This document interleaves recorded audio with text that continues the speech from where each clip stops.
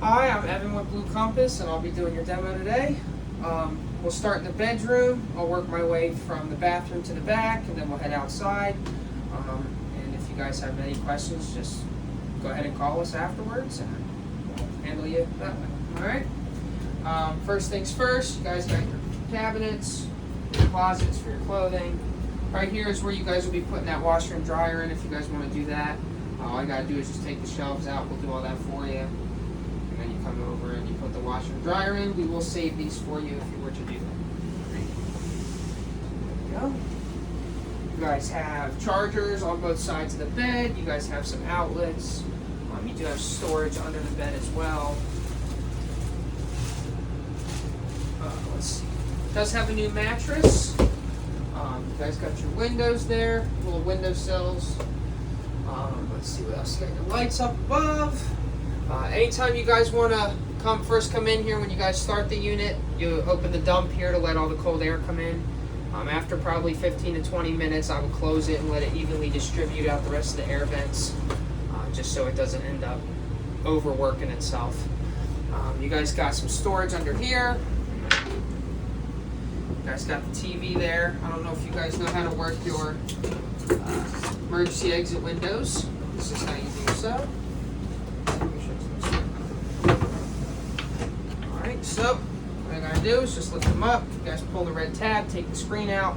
If you guys just want to let the window sit there to vent, you guys can do that. If you guys want to open it up, all you guys gotta do is just push it all the way out and climb out in case of an emergency.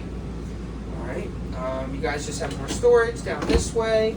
Their TV remotes and everything to the unit will be inside the drawers and stuff like that. The owner's manuals, everything else. Alright, you guys do have one switch here to do the slide in and out in the bedroom. You guys can also do it from the control screen in the main living space. Alright, so all I gotta do is hit in and out. The slide will come in and out. You guys have the main light switch right there. And I think that's pretty much it for in here. I do believe the TV remote for this is in the other room.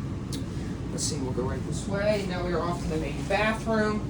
So you guys have your sink, all of your controls here. I'll show you that in a minute. You guys got your bathroom right there.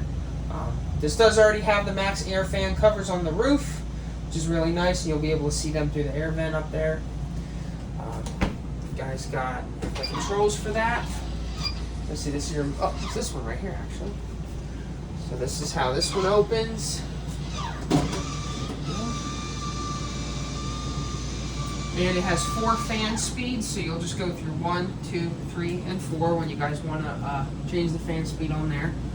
And then if you want to just shut it off, you press that, and it also closes the lid.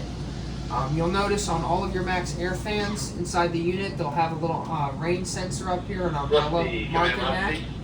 That tells you that it'll close on its own if it were to rain. Since it has the covers on there, it shouldn't really have to close on its own anyway. But just to let you know, right here you guys have your hot water heater. So your hot water heater just runs off of gas or propane. It only has 3 functions. You have on and off, up and down for the temperature. Usually we recommend between 120, 122, 124. That's about right. And then you have your Fahrenheit and Celsius. Alright. So right here is just your main light switches in here. You have the one behind the mirror. And you guys have an outlet to plug in, you know, your electric toothbrushes and whatever else you need. Toilet paper holder, you guys can decide where you guys want to put that in at. They leave that up to you. You just got more storage down there.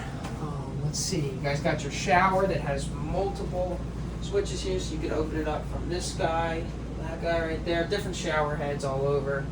Nice sunlight. Your skylight, shower, and then you guys got the seat there. Alright.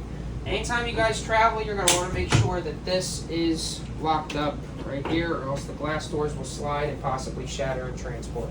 Same with all the bedroom doors you notice here. This one also has a strap. And I think that's pretty much it for the bathroom. Now it's the main living space. So, you guys have your main control panel here. This is where you guys will control everything pretty much for the unit. You guys can do that from the outside as well. Alright, you got your bedroom lighting, or that's just the temperature. temperature in the garage, the main living space temperature. You guys can turn your lights on and off from here. One click of a button and it'll shut all the lights off. This also tells you your tank levels. So you have 2 black tanks and 2 gray tanks. Black tank is toilet water, gray tank is dirty sink and shower water. One is in the back, so you'll have the black tank and the gray tank for the back garage where the bathroom is, and then you'll have the other 2 for the main bathroom up front. You have 2 fuel tanks, one for the generator and one for to fill up your toys with when you bring them with you. For example, your golf cart, your dirt bikes, anything like that, side-by-sides. So this just tells you the levels of that right there. All right, and then you have a bunch of different tabs here to show you all the different options you can do. So for example, lighting, you have the accent lights, awning, bunk, kitchen, other kitchen light. You have HVAC right here, so you can control the temperature from all 3 different ACs. Cool, heat, auto, high, low. I have it on cool only and auto right now since it's hot outside. And you go right here.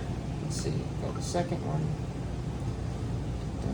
Should be able to scroll over. Okay, so the sub slide or sub page is going to be garage, and then the next one's main. All right, so you can control all 3 ACs just from here. Okay, right there you have your monitor panel. So this is where you'll turn on your water pump, your water tank heaters.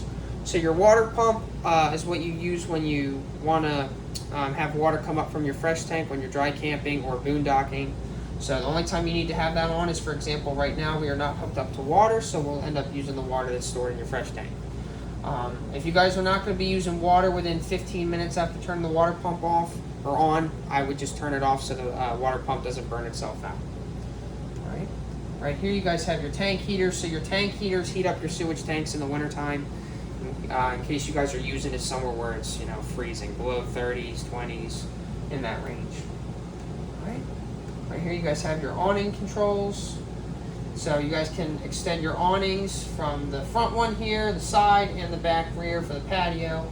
So you have 4 awnings on here and you can extend them all and retract them from there.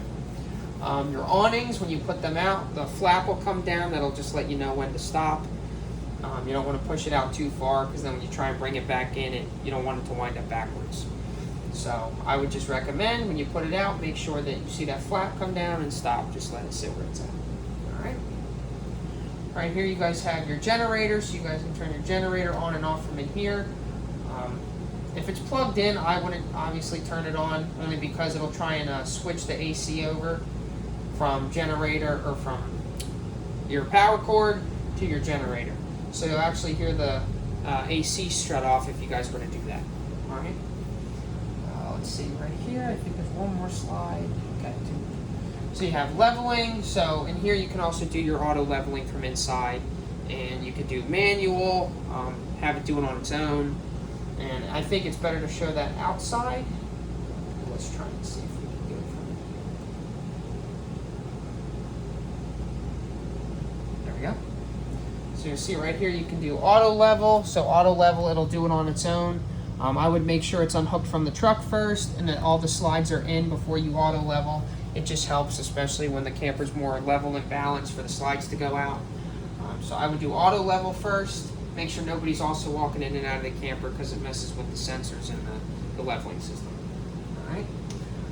The auto hitch setting, you can't do that until a few times after you use the camper or move it with a truck. So if you're not going to be doing that, then that's not a feature you have to worry about. But auto hitch, it gets used to the height of your truck from setting it when you hook up. So it just automatically will set it to that height once you want to use it. Manual level, so this is where you'll manual level everything, so you can raise up the front and the rear just by pushing a few buttons. So for example, you'll notice right here, you have the diagram of the camper. You can raise up one side, raise up the other side, lower it down, and lower it down. So you can do all that here, and you can also rearrange it right there. All right, let's see the corners. Make sure we're good there, okay? And you guys also have the option to auto retract all jacks. So auto retracting all of your jacks will bring up all the jacks, including the front ones. So I make sure that it's not sitting by itself, you want to make sure it's hooked up to a truck first or resting on something at the hitch point before you bring up all those jacks, or else it's going to want to nosedive when it comes down. Alright, so just make sure that it's hooked up to a vehicle before you guys hit auto retract on. Alright, the advanced options, let's see. Just want to make sure. Okay, so this is more just trouble codes and settings and